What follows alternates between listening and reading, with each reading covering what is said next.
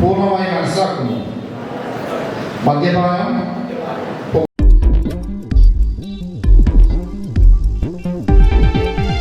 നമസ്കാരം. ആസാദി നൈറ്റ് എഡിഷനിലേക്ക് ഏവർക്കും സ്വാഗതം. നോക്കാം ഇന്നത്തെ പ്രധാനപ്പെട്ട വാർത്തകൾ. മൊഹറം ഘോഷയാത്രയ്ക്കിടെ വിഷഗുളിക വിതരണം ചെയ്ത് യുവാവ് പിടിയിൽ. ലക്ഷ്യമിട്ടത് 15,000 പേരെ കൊല്ലാൻ. ഫ്രാൻസിൽ വിമാനം തകർന്നു വീണു, 11 മരണം. സൗദിയിൽ അരാംകോ ഹെലികോപ്റ്റർ തകർന്നു വീണു, 14 മരണം. മദ്യനികുതി ഇളവ് മുഖ്യമന്ത്രിയുടെ ഏകപക്ഷീയ തീരുമാനം. പ്രതിപക്ഷ നേതാവ് പിണറായി വിജയൻ. പ്രധാനമന്ത്രി ആവാസ് യോജന BJP വിധേയത്വ നിലപാട് ആവർത്തിച്ച് മന്ത്രി കെ ഷാജി. സിക്കിമിൽ കനത്ത മഴ, ബെയ്ലി പാലം ഒലിച്ചുപോയി, പലയിടത്തും ഉരുൾപൊട്ടൽ. DYFI കണ്ണൂർ ജില്ലാ സമ്മേളനം. തലശ്ശേരിയിൽ ഒരുക്കങ്ങൾ പൂർത്തിയായി. വിശദമായ വാർത്തകളിലേക്ക് കടക്കാം. പോളിയോ പ്രതിരോധ തുള്ളിമരുന്ന് വിതരണോദ്ഘാടനം മന്ത്രി സണ്ണി ജോസഫ് നിർവഹിച്ചു.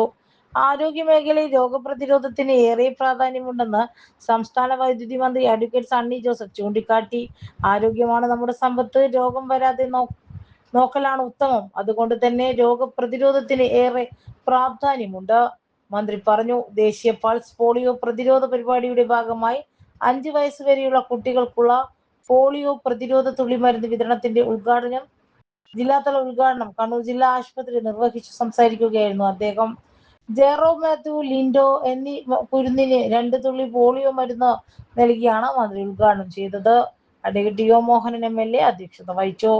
പരിപാടി ജില്ലാ medical officer in charge doctor KC Sachin, ജില്ലാ RTS officer doctor Ashwin G, ദേശീയ ആരോഗ്യ ദൗത്യ ജില്ലാ programme manager doctor C Aboobacker, deputy junior administrative medical officer doctor Ramya Murali, ജില്ലാ nursing officer Vinodini, CH officer Geetha, PT nursing superintendent MRO doctor Sumin Mohan, ആരോഗ്യ വകുപ്പ് ഉദ്യോഗസ്ഥർ, ആശാപ്രവർത്തകർ, സന്നദ്ധ പ്രവർത്തകർ, രക്ഷിതാക്കൾ എന്നിവരും പങ്കെടുത്തു.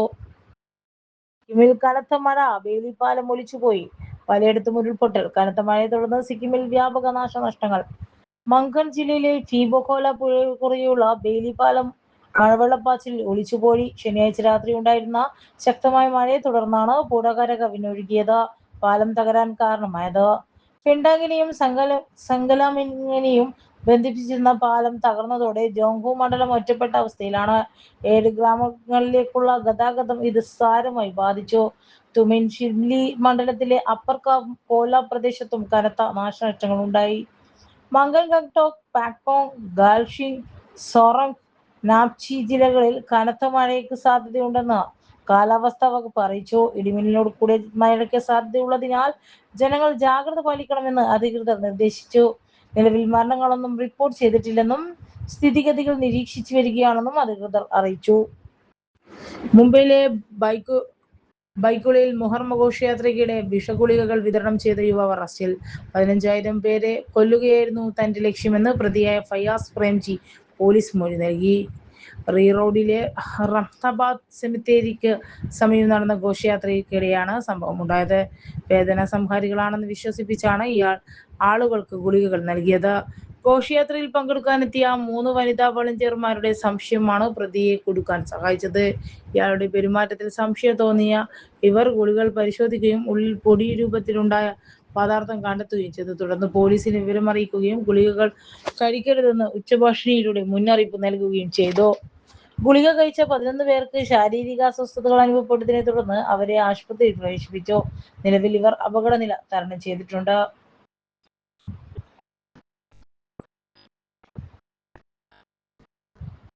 പ്രതിയുടെ പക്കൽ നിന്നും 14,900 ഗുളികകളാണ് പോലീസ് പിടിച്ചെടുത്തത്. കൂടാതെ 30,000 ഒഴിഞ്ഞ ക്യാപ്സ്യൂളുകളും 50 കിലോ ഫോസ്ഫറസിനും ഇയാൾ ഓർഡർ നൽകിയിരുന്നതായി deputy police commissioner Jayant Meena അറിയിച്ചു. എലിവിഷത്തിൽ അടങ്ങിയിരിക്കുന്ന അതീവ അപകടകരമായ സിങ്ക് ഫോസ്ഫറേറ്റ് എന്ന രാസവസ്തുവാണ് ഗുളികകളിൽ അടങ്ങിയിരുന്നതെന്ന് പരിശോധനയിൽ വ്യക്തമായി. ഇത് വയറ്റിലെ ആസിഡുമായി കലരുമ്പോൾ ഫോസ്ഫിൻ വാതകം ഉൽപ്പാദിപ്പിക്കുകയും ഹൃദയം, ശ്വാസകോശം, വൃക്ക തുടങ്ങിയവയുടെ പ്രവർത്തനത്തെ ബാധിക്കുകയും ചെയ്യും. ഭീകരവാദികളുമായി ബന്ധമുണ്ടെന്ന് പ്രതിക്ക് ഭീകരവാദികളുമായി ബന്ധമുണ്ടോ എന്ന് പോലീസ് അന്വേഷിച്ചു വരികയാണ്. ഇയാൾക്കെതിരെ ഭാരതീയ ന്യായ സംഹിതയിലെ സെക്ഷൻ 123 പ്രകാരം കേസെടുത്തു. കോടതി പ്രതിയെ 2 ദിവസത്തെ പോലീസ് കസ്റ്റഡിയിൽ വിട്ടു. ലഹരിക്കെതിരെ ആടാം പാടാം ഡാൻസ് ഫെസ്റ്റ് തുടങ്ങി. ലഹരിക്കെതിരെ ആടാം പാടാം ഡാൻസ് ഫെസ്റ്റ് കരോക്കെ ഗാനാലാപന മത്സരവും നടത്തി. APJ Abdul Kalam library happiness ഫൗണ്ടേഷനും സംഘടിപ്പിക്കുന്ന ഡാൻസ് ഫെസ്റ്റിവലിന്റെ ഭാഗമായാണ് കണ്ണൂർ മഹാത്മാ മന്ദിരത്തിൽ പരിപാടി സംഘടിപ്പിച്ചത്. കോർപ്പറേഷൻ വികസന standing committee chairperson advocate Lisha Deepak ഉദ്ഘാടനം ചെയ്തു. സംഘാടക സമിതി വൈസ് ചെയർമാൻ എ പങ്കജാക്ഷൻ അധ്യക്ഷനായി. EK സിറാജ്, ആർട്ടിസ്റ്റ് ശശികല എന്നിവർ സംസാരിച്ചു. PK ബൈജു സ്വാഗതവും VK അഷ്യാൻ അഷ്റഫ് നന്ദിയും പറഞ്ഞു. ഭരതനാട്യം, മോഹിനിയാട്ടം, കേരള നടനം, നാടോടി നൃത്തം, കുച്ചിപ്പുടി, സിനിമാറ്റിക് ഡാൻസ്, സംഘനൃത്തം, തിരുവാതിര, കരോക്കെ ഗാനാലാപനം എന്നീ ഇനങ്ങളിൽ മത്സരങ്ങളിൽ ഉണ്ടായി. ലഹരി വിരുദ്ധ പ്രതിജ്ഞയോടെയാണ് പരിപാടി തുടക്കം കുറിച്ചത്. ചലച്ചിത്ര അക്കാദമി സഹകരണത്തോടെ ലഹരി വിരുദ്ധ ഡോക്യുമെന്ററി പ്രദർശിപ്പിച്ചു. അടുത്ത ക്ലസ്റ്റർ മത്സരം ജൂലൈ 3-ാം വാരം നടക്കും. പങ്കെടുക്കുവാൻ ആഗ്രഹിക്കുന്നവർ 9447372316 9446947693 9562779305 9895963172 എന്നീ നമ്പറുകൾ രജിസ്റ്റർ ചെയ്യാം. കണ്ണൂർ കാൽടെക്സ് വലിയ വളപ്പുകാവ് റോഡിലെ ലൈബ്രറിയിൽ പേര് രജിസ്റ്റർ ചെയ്യാവുന്നതാണ്. പൂർണ്ണമായി മനസ്സിലാക്കുന്നു. മദ്യപാനം, പുകയില ഉൽപ്പന്നങ്ങൾ, മയക്കുമരുന്ന് തുടങ്ങിയ യാതൊരുവിധ ലഹരി പദാർത്ഥങ്ങൾക്കും ഞാൻ ഒരിക്കലും അടിമയാകില്ല എന്ന് മനസ്സാ വാച കർമ്മണ പ്രതിജ്ഞ ചെയ്യുന്നു. എൻ്റെ സുഹൃത്തുക്കളും സഹപാഠികളും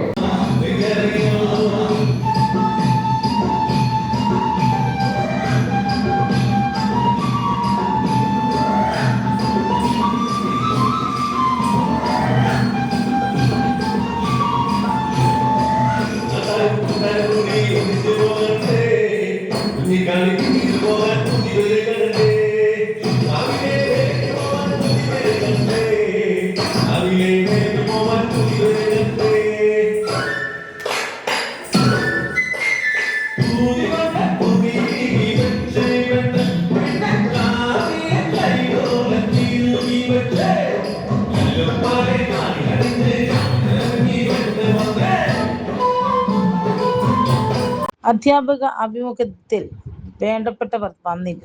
ഇന്റർവ്യൂ ഫലം വൈസ് ചാൻസലർ റദ്ദാക്കി.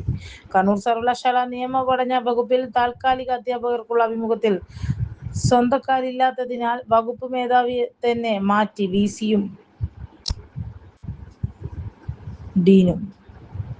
അധ്യാപക അഭിമുഖത്തിൽ വേണ്ടപ്പെട്ടവർ വന്നില്ല എന്ന് കണ്ടതോടെ ഇന്റർവ്യൂ ഫലം തന്നെ വൈസ് ചാൻസലർ റദ്ദാക്കി. പുതിയ മേധാവിയെ ഉപയോഗിച്ച് വീണ്ടും അഭിമുഖം നടത്തി സ്വന്തക്കാരെ തിരികെ കയറ്റാനുള്ള നീക്കത്തിലാണ് ഗവർണറുടെ നോമിനിയായി എത്തിയ വൈസ് ചാൻസലറും ഡീനും. താൽക്കാലിക അധ്യാപക നിയമനങ്ങളിലെല്ലാം ഇത്തരം തിരികെ കയറ്റൽ വ്യാപകമാണെന്നാണ് ഉദ്യോഗാർത്ഥികളുടെ പരാതി. സംഘപരിവാർ ബന്ധമുള്ളവരെ പ്രധാന അധികാരസ്ഥാനത്ത് എത്തിക്കാനുള്ള ഗൂഢനീക്കവും സജീവമാണ്.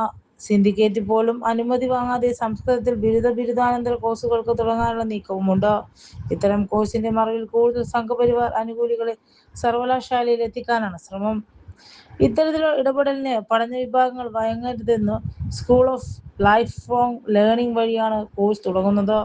ഇതിനായി കോൺഗ്രസ് അനുകൂല സിൻഡിക്കേറ്റ് വ്യക്തമായി നിരോധിച്ച പല കാര്യങ്ങളും UDF അധ്യാപക സംഘടനകളെ കൂട്ടിപ്പിടിച്ച് ഭരണമാറ്റത്തിന്റെ മറവിൽ VC നടപ്പാക്കുന്നതായും ആക്ഷേപമുണ്ട്. പോണ്ടിച്ചേരി സർവകലാശാലയിൽ VC പ്രത്യേക താൽപര്യമെടുത്ത് ഡെപ്യൂട്ടേഷൻ വ്യവസ്ഥയിൽ കൊണ്ടുവന്ന ഫിസിക്കൽ എഡ്യൂക്കേഷൻ ഡയറക്ടറാണ് ഇപ്പോൾ അധ്യാപക പരിശീലന കേന്ദ്രത്തിന്റെ ഡയറക്ടർ. വിദ്യാർത്ഥികളോട് അപമര്യാദയായി പെരുമാറിയത് നടപടി നേരിട്ട ഇയാളെ പ്രധാന സ്ഥാനങ്ങളിൽ VC നിയമിച്ചത് RSS ശുപാർശയിലാണ്. പ്രധാനമന്ത്രി ആവാസ് യോജന BJP വിധേയത്വ നിലപാട് ആവർത്തിച്ച് മന്ത്രി KM ഷാജി. പ്രധാനമന്ത്രി ആവാസ് യോജന പദ്ധതി പ്രകാരം നിർമ്മിക്കുന്ന വീടുകൾ കേന്ദ്ര സർക്കാർ ലോഗോ വെക്കുന്നത് തെറ്റില്ലെന്ന നിലപാട് ആവർത്തിച്ച് മന്ത്രി KM ഷാജി. സാധാരണക്കാരന് കിട്ടേണ്ട ആനുകൂല്യം നഷ്ടപ്പെടുത്തേണ്ടതില്ല.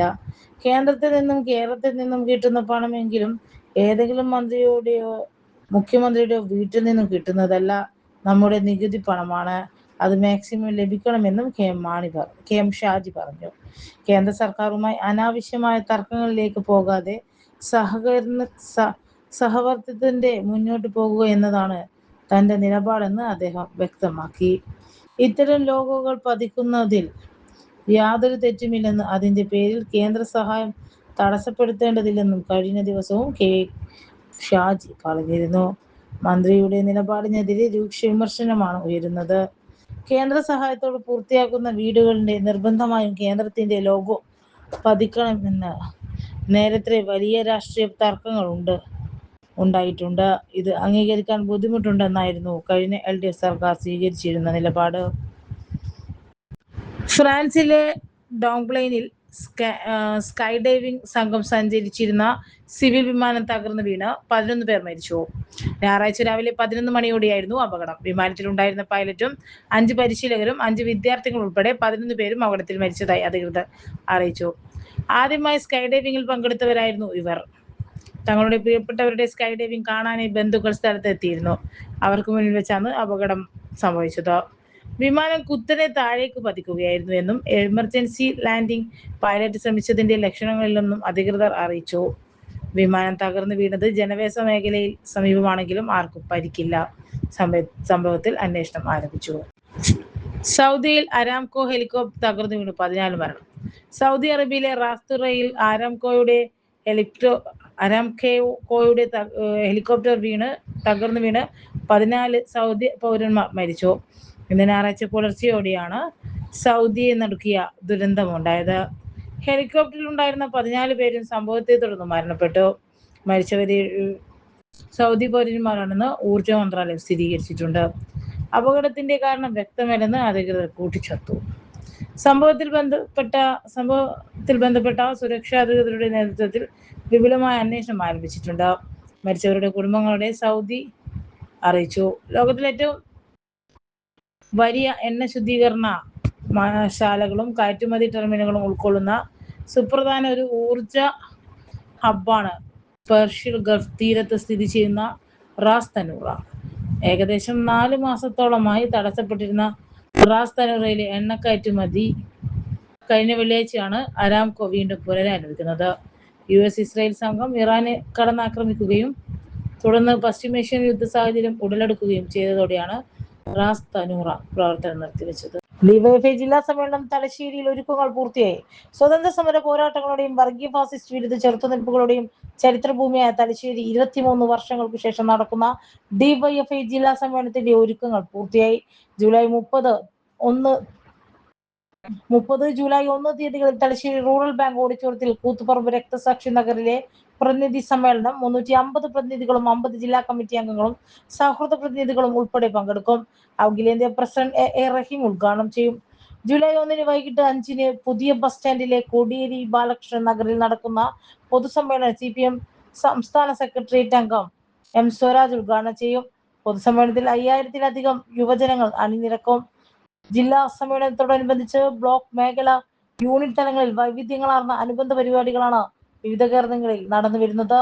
ഞായർ വൈകിട്ട് 4 കുട്ടിമാക്കൂർ ശ്രീനാരായണ മഠം ഓഡിറ്റോറിയത്തിൽ മാറുന്ന സാമൂഹികതയും മലയാളി യുവത്വവും വിഷയത്തിൽ സുനിൽ P. ഇളയിടം നയിക്കുന്ന സെമിനാർ നടക്കും. വാർത്താ സമ്മേളനത്തിൽ സംഘാടക സമിതി convener CK Ramesan, convener Muhammad Afsal, ജില്ലാ സെക്രട്ടേറിയറ്റ് അംഗം P. സനീഷ്, PV സച്ചിൻ, മുഹമ്മദ് ഫാസിൽ, ഫിദ പ്രദീപ് എന്നിവർ പങ്കെടുത്തു. ഉന്നത വിജയികൾക്ക് അനുമോദനം. ഡിവൈഎഫ്ഐ കരുത്തുവയൽ കളക്ടർ യൂണിറ്റും മഹിളാ അസോസിയേഷനും ബാലസംഘവും ചേർന്ന് ഉന്നത വിജയികളെ അനുമോദിച്ചു. Panchayat president E. സജീവൻ ഉദ്ഘാടനം ചെയ്തു.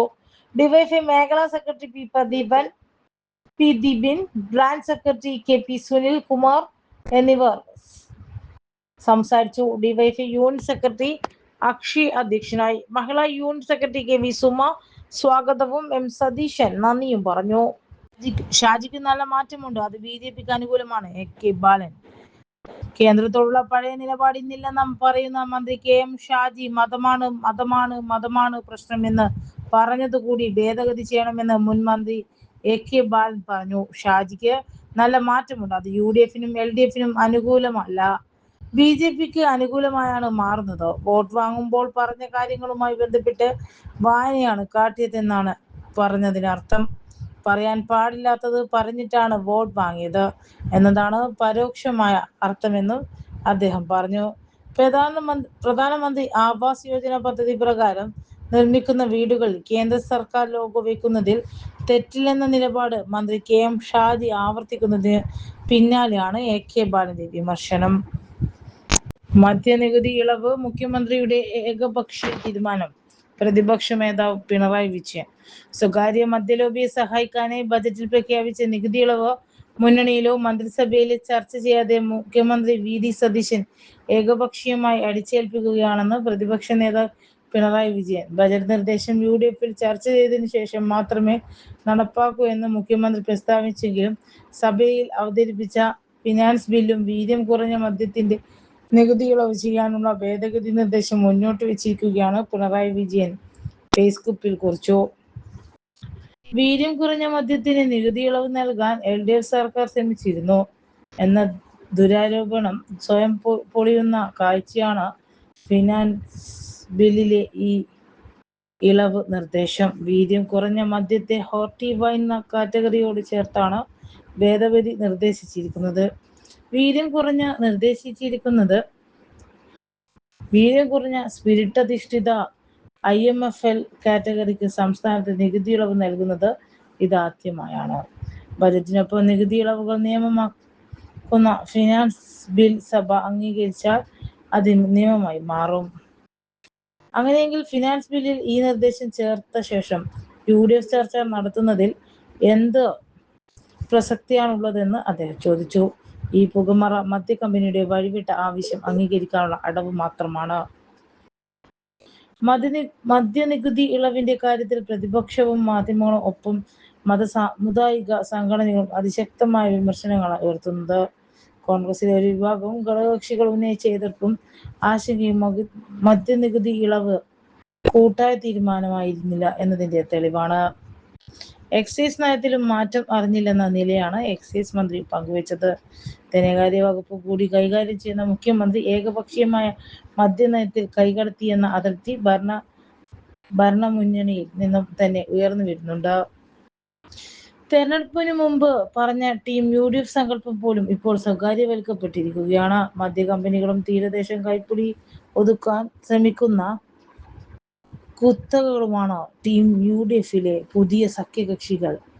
മുന്നണിയോ മന്ത്രിസഭയോ അറിയാതെ മുഖ്യമന്ത്രി ഏകപക്ഷീയമായ നിർണായക തീരുമാനമെടുത്ത ഒട്ടനവധി സന്ദർശനങ്ങളാണ് കഴിഞ്ഞ ഒരു മാസത്തിൽ നടന്നത്. മദ്യത്തിന് നികുതി ഇളവ് നൽകാനുള്ള തെറ്റായ തീരുമാനം തിരുത്താൻ സർക്കാർ തയ്യാറാവണമെന്നും പ്രതിപക്ഷ നേതാവ് ആവശ്യപ്പെട്ടു. ഇതോടെ ഇന്നത്തെ ആസാദി വാർത്തകൾ ഇവിടെ സമാപിക്കുകയാണ്. അടുത്ത വാർത്താ ബുള്ളറ്റിൻ നാളെ രാത്രി.